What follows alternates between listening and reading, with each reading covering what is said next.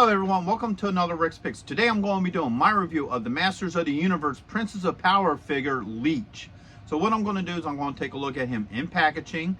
Now I'm going to take a look at the figure and his accessories. And then I'm going to give you my thoughts on him. Just remember, if you do like this video, go ahead and check out my Masters of the Universe playlist. And hit that like, share, and subscribe button.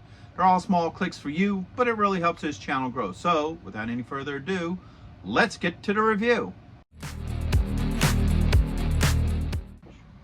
So here he is in packaging. I love the packaging for him. One thing about these Masters of the Universe figures, and I say this all the time, one of the best things about these figures is the packaging. So you get, spin them just a little bit like this. So you get this really nice front art here with Leech here, Catra, Masters of the Universe, Princess of Powers. You get this little window where you can see the figure. You have his name right here in this corner. All right, you bring it up close. You got the Masterverse here. Tells you 30 points of articulation. All right. Age restriction, Mattel. Okay, spin it around this way. You get this continuation of the art. So right there, you got Grizzlor. You got Princess Andorra, which is really nice. Spin it around this way. You get this nice picture of the figure. A little bit about him. Some of his accessories. And some of the other figures that are part of this lineup, plus the Mattel logo. All right, spin it around here. You get, some more artwork of the figure. And then underneath is your legal and SKU. So with all that being said, let's open him up and see what he's about. If you're going to be in the Philadelphia area from September 7th and 8th, then you got to check out RetroCon 2024 at the Philadelphia Expo Center. They have lots of great tables and vendors selling all sorts of retro action figures and collectibles. Plus, they have guests, arcade games, contests, panels, and much, much more. In honor of 40 years of Transformers, they will have a 40-year anniversary display stand that you could take pictures with.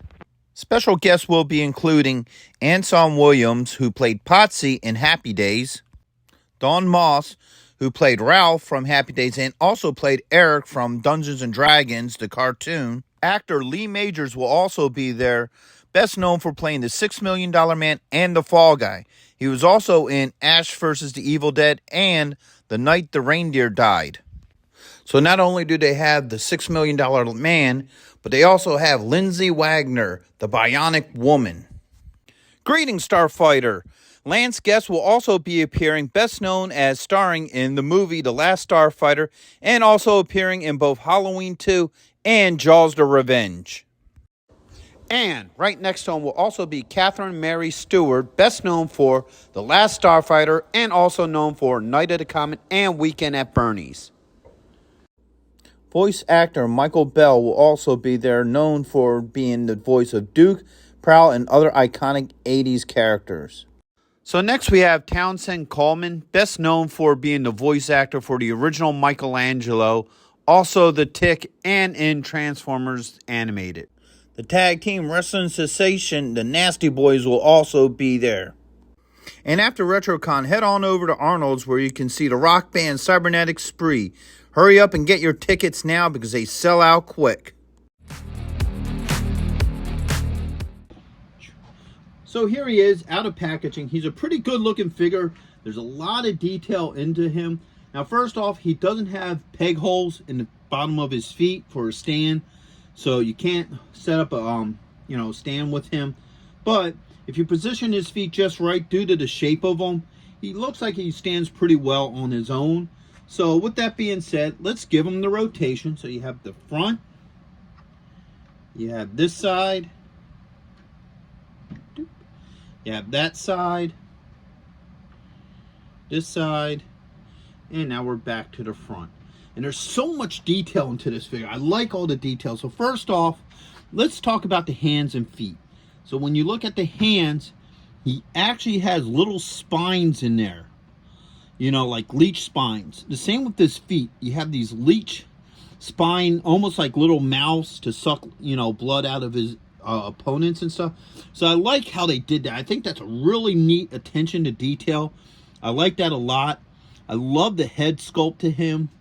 Very reminiscent of the actual Princess of Power cartoon, but yet it's cool enough to where it doesn't have that cartoonish look. I like the overall detailing of this head sculpt. I think it's really nice. You got the Horde logo here. He also has the armband. And then he has these little bands here that actually do move on them. And then he has the Horde logo on both of his boots. So overall, there's a lot of really cool detail to him. I also love the shoulder pieces and what have you. I mean, I could probably go on for a while about all the detail on this figure, but he's a really cool looking figure. So let's start looking at his points of articulation. So the head does move. All right, no issues with that. Got a shoulder joint with a bicep swivel, an elbow joint, and a wrist joint. All right, get those arms up. He does have a torso joint. All right. He has a joint right here under the ribs.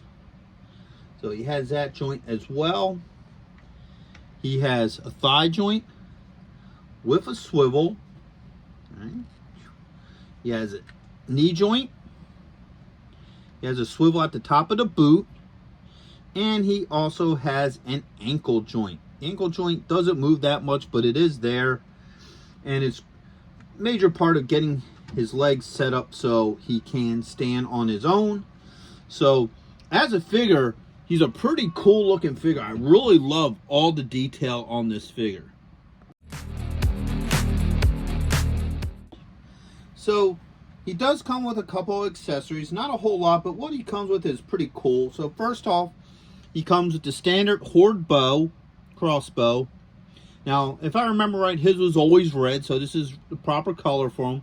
And instead of the play feature that the original one had, where you pull it forward and you hit the thing and then it comes back, it kind of put like an electric kind of field, you know, like an electric kind of thing, I guess that is, or maybe a molten lava or whatever. But it looks really cool. I like that glossy look to it. All right. And then he comes with this whip.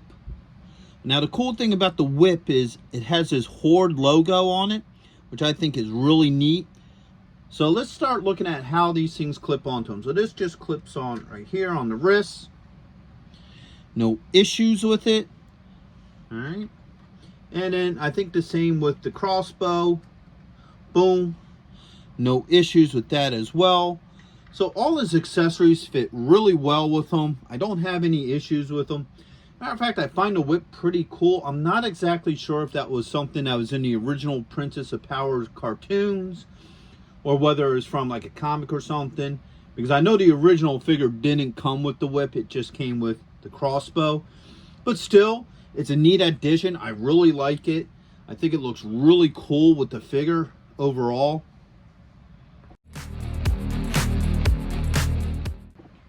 So overall, I love this figure. I think he's really cool.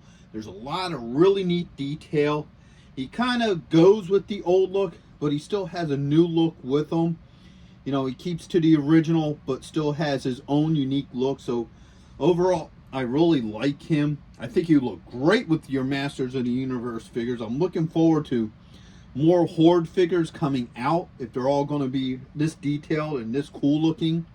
So with that being said, I hope you did like this video. If you did, go ahead and check out my Masters of the Universe playlist and hit that like, share, and subscribe button. They're all small clicks for you, but it really helps this channel grow. So until the next one, late.